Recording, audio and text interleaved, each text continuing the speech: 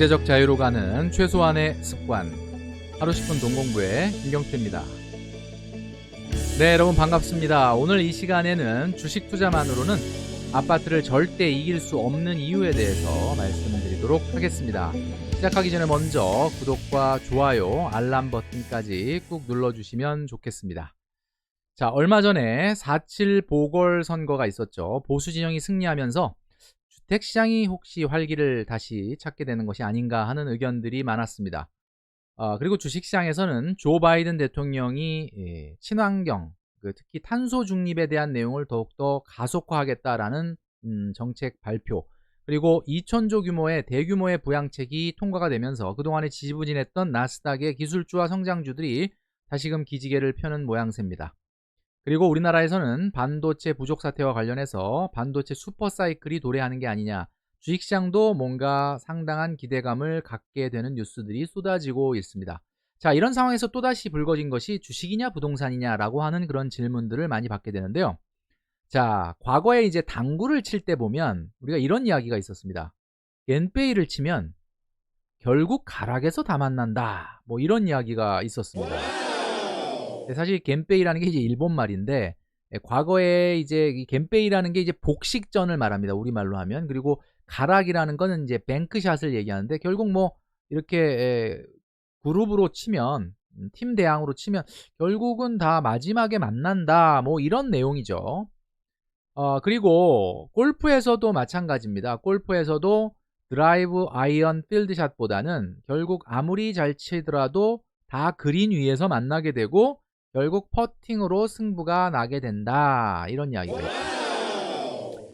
금융시장도 마찬가지입니다. 결국은 자산 가격도 중간에 부침은 있지만 결국은 나중에 보면 약간의 동행하는 성격이 있기 때문에 장기간의 투자에서는 비슷해지는 경향이 있다라는 건데요.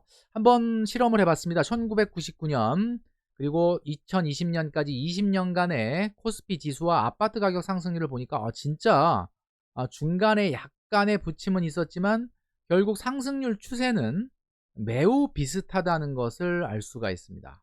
그리고 더더욱 우리가 알 수 있는 것은 주식 같은 경우에 중간에 굉장히 이렇게 높은 상승률이 있었지만 중간에 또 많은 하락도 있었죠. 결국은 상승률로만 본다면 어떻게 보면 주가가 주식이 완승이다라고 볼 수 있습니다.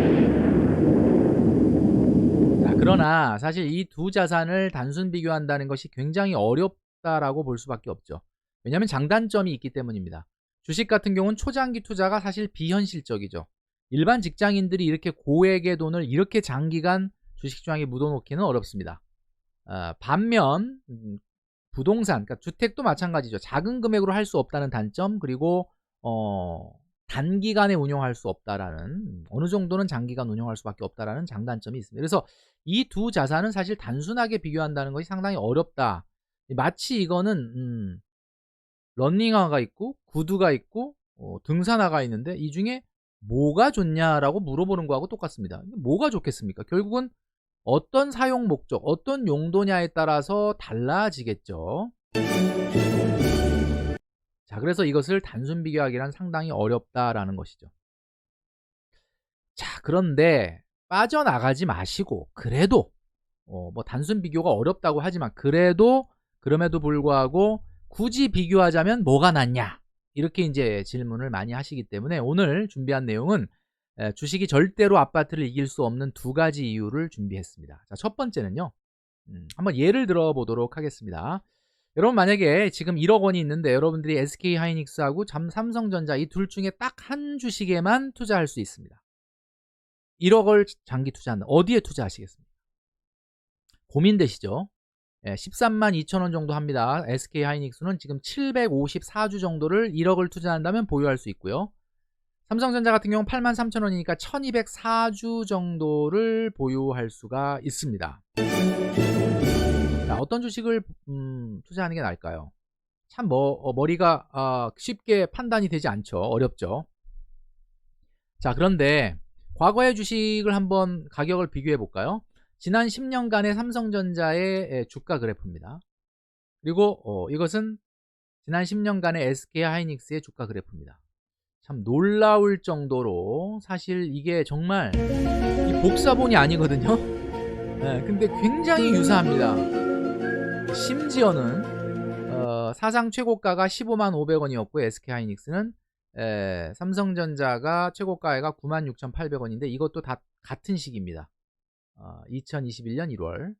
그리고 그 당시의 가격, 최고가 가격 대비 지금 몇 퍼센트인가 봤더니 SK하이닉스는 사상 최고가 대비 현재 88%, 삼성전자는 사상 최고가 대비 현재 86%. 거의 똑같습니다.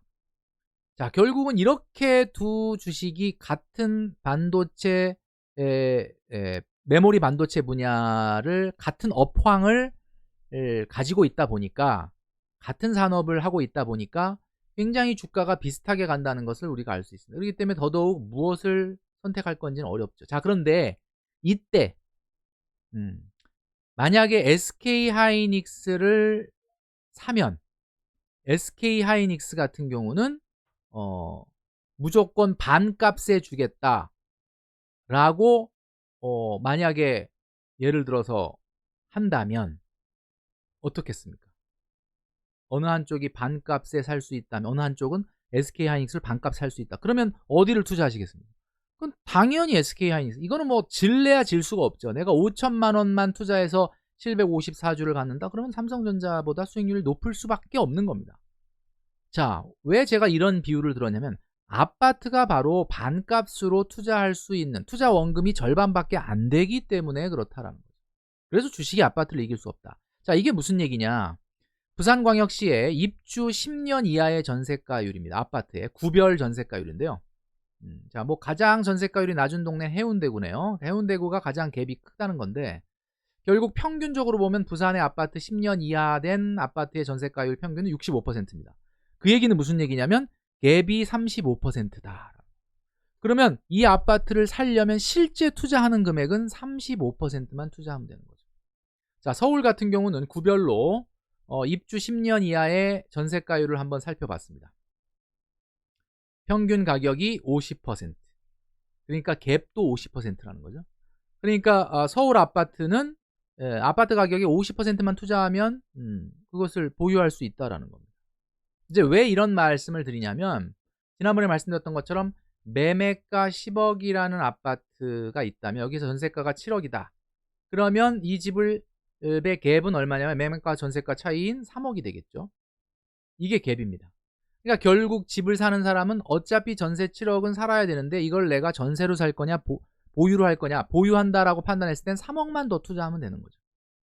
그렇기 때문에 결국 집은 1가구 1주택이다라고 한다면 갭만큼만 투자하는 거기 때문에 서울을 기준으로 한다면 투자 전체 금액의 절반 정도만 투자하는 셈이 된다라는 겁니다. 그렇기 때문에 주식이 아파트를 이길 수는 없는 거죠. 자, 이것이 첫 번째 이유가 되겠습니다. 자, 두 번째 이유는요, 세금 부분이라고 볼 수가 있는데요. 주식도 세금이 없는 거라고 물론 알려져 있지만 해외 주식 같은 경우는 양도소득세나 배당소득세들을 좀 내야 됩니다. 그리고 국내 주식 같은 경우도 요즘은 이제 배당이 많이 확대가 되고 있기 때문에 배당소득세 그리고 배당 금액이 연간 2천만 원이 넘는다면 금융소득 종합과세에 해당이 되기도 합니다. 뭐 아주 큰 건 아니지만 어쨌든 세금으로부터 자유로울 수는 없다라는 거죠. 자, 세금이라는 것은 정말 피할 수 없는 건데요. 여러분들이 만약에 5억을 번다라고 한번 생각을 해보겠습니다. 5억을 벌면 세금이 얼마일까요? 세율을 한번 적용을 해서 계산을 단순하게 해보면 공제가 없다고 봤을 때 1억 7,460만 원 총 벌어들인 소득의 35%가 세금입니다.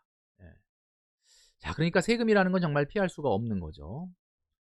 우리가 국내 프로야구 프로 선수, 운동선수 중에 가장 고액 연봉을 받는 양의지 선수. 이 양의지 선수의 연봉은 무려 15억 원이나 되는데요. 15억 원을 받기 위해 엄청나게 피나는 노력을 하지 않았겠습니까? 그 15억 원을 받는데 세금은 얼마냐? 세금이 무려 5억 9,460만 원이나 됩니다. 담세율이 무려 40%. 이렇게 세금이라는 건 피할 수 없는 거라는 거죠. 자, 그런데 아파트로 5억 벌면 세금이 얼마일까? 아파트가 뭐 상승률이 좋다. 원가가 실제로 들어가는 것은 전세가를 빼고 나면 갭만 투자한다면 얼마 안 된다는 건 알겠는데 세금이 많이 나오지 않느냐 뭐 이런 얘기를 하시는 분이 있는데 여러분들 만약에 아파트로 5억을 번다 그러면 세금이 얼마일 것 같습니다. 영원입니다. 영원. 1가구 1주택은 말이죠. 9억까지 비과세입니다. 1가구 1주택. 4억짜리. 요즘은 뭐 많이 찾아보기 어렵지만 4억짜리 아파트 사서 9억 됐다 그러면 5억을 벌었지만 팔더라도 양도소득세 0원이라는 거죠. 아니 근데 이건 좀 비현실적이다. 뭐 요즘 4억, 5억, 6억짜리 아파트가 얼마나 되길래 뭐 그 사실 대부분 다 7, 8억, 8, 9억 이렇게 되니까 다 9억 넘어가지 않느냐 이렇게 이야기하시는 경우가 많이 있는데 맞습니다. 자 그런데 9억 넘어간 아파트도 장기 보유 특별공제라는 게 있습니다. 이것은 1가구 1주택에게만 주는 혜택인데 10년 이상 보유하면 80%까지 양도소득을 공제해 주기 때문에 10년 이상만 보유하고 있다면 낼 세금은 그다지 그렇게 큰 세금이 나오지 않는다라는 거. 1가구 1주택인 경우에 그렇다라는 거죠. 자, 이것 때문에 결코 원가 절반에 사서 보유만 10년 이상 한다면 비과세 내지는 세금을 낸다 하더라도 80% 번 돈의 80%를 공제해주는 혜택이 들어있기 때문에 이런 쿠폰이 들어있기 때문에 주식이 아파트를 장기간 이기기란 정말 어렵다라는 겁니다. 오늘 드린 말씀을 정리하면서 저는 물러가도록 하겠습니다.